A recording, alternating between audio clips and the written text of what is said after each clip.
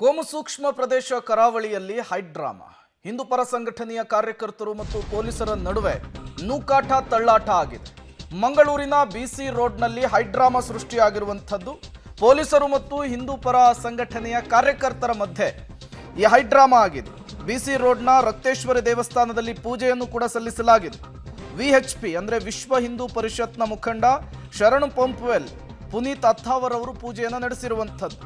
ಶಾಂತಿ ಸುವ್ಯವಸ್ಥೆಯನ್ನು ಕಾಪಾಡುವಂತೆ ಎಸ್ಪಿ ಯತೀಶ್ ಅವರು ಈಗಾಗಲೇ ಸೂಚನೆಯನ್ನು ಕೂಡ ಪಾಸ್ ಮಾಡಿದ್ದಾರೆ.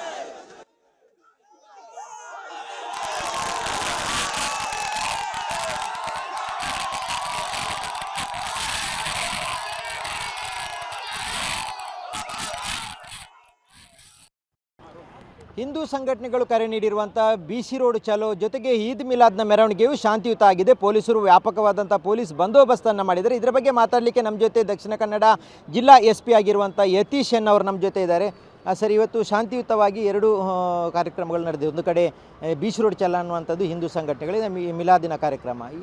ಯಾವ ರೀತಿ ಬಂದೋಬಸ್ತ್ ಆಗಿತ್ತು ಸರ್? ಶಾಂತಿಯುತವಾಗಿ ನಡೆಸಬೇಕಾಗಿದ್ದು ನಮ್ಮ ಕರ್ತವ್ಯ ಕೂಡ ಆಗಿತ್ತು. ನಾವು ಇದಕ್ಕೆ ಏನೇನು ನಮ್ಮ ಪೊಲೀಸ್ ಕಡೆಯಿಂದ ನಾವು ವರ್ಕ್ ಮಾಡಬೇಕಾಗಿತ್ತು ಅದನ್ನೆಲ್ಲ ನಾವು ಮಾಡಿಕೊಂಡು ಆಯೋಜಕರಿಗಾಗಲಿ ಮತ್ತು ಈ ಬಂಟ್ವಾಳ ಚಲೋ ಅಂತ ಕರೆ ಕೊಟ್ಟಂಥವ್ರಿಗಾಗಲಿ ನಾವೆಲ್ಲ ಹೇಳಿದ್ದೀವಿ. ಅವರು ಕೂಡ ಅದೇ ರೀತಿ ನಡ್ಕೊಂಡಿದ್ದಾರೆ. ಮತ್ತು ಎಲ್ಲೂ ಕೂಡ ಜಿಲ್ಲೆಯಲ್ಲಾಗಲಿ ಬಂಟ್ವಾಳದಾಗಲಿ ಈದ್ ಮಿಲಾದ್ ಹಬ್ಬ ಆಚರಣೆ ಮಾಡುವಂಥ ಸಾರ್ವಜನಿಕರುಗಳಿಗೆ ಕೂಡ ನಾವು ಯಾವುದೇ ರೀತಿ ತೊಂದರೆ ಆಗದೇ ರೀತಿ ಕ್ರಮ ತಗೊಂಡು ಬಂದೋಬಸ್ತ್ನ ಮಾಡಿದ್ವಿ. ಅವರು ಕೂಡ ತಮ್ಮ ಹಬ್ಬನ ಚೆನ್ನಾಗಿ ಏನು ವರ್ಷಪೂರ್ತಿ ಪ್ರತಿ ವರ್ಷ ಆಚರಣೆ ಮಾಡ್ತಾರೆ ಆ ರೀತಿ ಆಚರಣೆ ಮಾಡ್ತಾರೆ. ಇದುವರೆಗೂ ಜಿಲ್ಲೆಯಲ್ಲಿ ಶಾಂತಿ ಸುವ್ಯವಸ್ಥೆ ಚೆನ್ನಾಗಿದೆ ಮತ್ತು ಅದಕ್ಕೆ ಪೊಲೀಸ್ ಇಲಾಖೆಯವರು ಹೆಚ್ಚಿನ ಕೆಲಸ ಮಾಡ್ತಾಯಿದ್ದಾರೆ. ಇನ್ನೂ ಕೂಡ ಇವತ್ತಿನ ದಿವಸ ಮತ್ತು ಮುಂದಿನ ದಿನಗಳಲ್ಲಿ ಹಬ್ಬ ಮುಗಿಯೋವರೆಗೂ ಮತ್ತು ಮುಂದಿನ ದಿನಗಳಲ್ಲೂ ಕೂಡ ಶಾಂತಿ ಸುವ್ಯವಸ್ಥೆಗೆ ಯಾವುದೇ ಧಕ್ಕೆ ಆಗದ ರೀತಿಯಲ್ಲಿ ನಾವು ಪೊಲೀಸ್ ಇಲಾಖೆಯಿಂದ ಏನು ಮುಂಜಾಗ್ರತಾ ಕ್ರಮ ತಗೊಳ್ಳಬೇಕು ಅದನ್ನೆಲ್ಲ ನಾವು ಖಂಡಿತವಾಗಿ ಮಾಡ್ತೀವಿ. ಸರ್, ಈದ್ ಮಿಲಾದಿನ ಮೆರವಣಿಗೆ ಈ ಭಾಗಕ್ಕೆ ಅಂದರೆ ಬಿಸಿ ರೋಡ್ ಸರ್ಕಲ್ಗೆ ಏನಾದರೂ ಬರುವಂಥದ್ದಿತ್ತು, ಅದನ್ನು ಡೈವರ್ಟ್ ಮಾಡೋ ಕೆಲಸ ಆಗಿದೆ?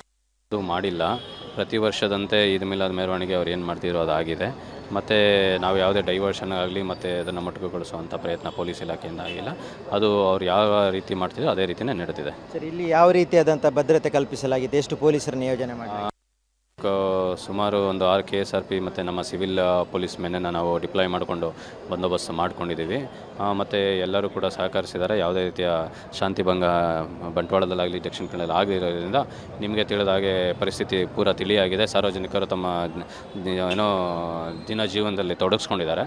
ಇದೇ ರೀತಿ ಶಾಂತಿಯುತವಾಗಿ ಇರಲಿಕ್ಕೆ ನಾವೇನೆಲ್ಲ ಕ್ರಮ ತಗೊಳ್ಬೇಕು ಮುಂದಿನ ದಿನಗಳಲ್ಲೂ ಕೂಡ ನಾವು ತಗೊಳ್ತೀವಿ. ಎರಡು ಕಡೆಯಿಂದ ಯಾರನ್ನಾದರೂ ವಶಕ್ಕೆ ಪಡೆದಿದ್ದೀರಾ? ಇಲ್ಲ, ಯಾರನ್ನು ಸದ್ಯಕ್ಕೆ ಪಡೆದಿಲ್ಲ. ಮತ್ತು ಅಷ್ಟೇ ನಿನ್ನೆ ಒಂದು ಸೋಷಿಯಲ್ ಮೀಡಿಯಲ್ಲಿ ವೈರಲ್ ಆದಂಥ ಒಂದು ಆಡಿಯೋ ಸಲುವಾಗಿ ಒಂದು ಕೇಸ್ ರಿಜಿಸ್ಟರ್ ಆಗಿದೆ. ಅದರಲ್ಲಿ ಇಬ್ಬರು ವ್ಯಕ್ತಿಗಳನ್ನ ವಶಕ್ಕೆ ಪಡ್ಕೊಂಡು ವಿಚಾರಣೆ ಮಾಡ್ತಾ ಇದ್ದೀವಿ. ಅವರು ವಶಕ್ಕೆ ಪಡೆದು ಈಗ ಅವರೇನಾದರೂ ರೌಡಿ ಶೀಟರ್ ಅನ್ನುವಂಥ ಮಾತು ಕೇಳಿ ಬರ್ತಾ ಇದೆ. ಆ ಆಡಿಯೋನ ಮಾಡಿ ಈಗಿನ ತನಿಖೆ ಶುರು ಆಗಿರೋದ್ರಿಂದ ಅದ್ರ ಬಗ್ಗೆ ಹೆಚ್ಚಿನ ತನಿಖೆ ಆದ ನಂತರ ನಮ್ಗೆ ತಿಳಿದು ಬರುತ್ತೆ. ಜಿಲ್ಲಾ SP ಯತೀಶ್ ಅವರ ಮಾತು. ಕ್ಯಾಮ್ರಾ ನಿಶಾಂತ್ ಜೊತೆ ಸುಖಪಾಲ್ ಪಳಲಿ, ಪಬ್ಲಿಕ್ TV, ಮಂಗಳೂರು.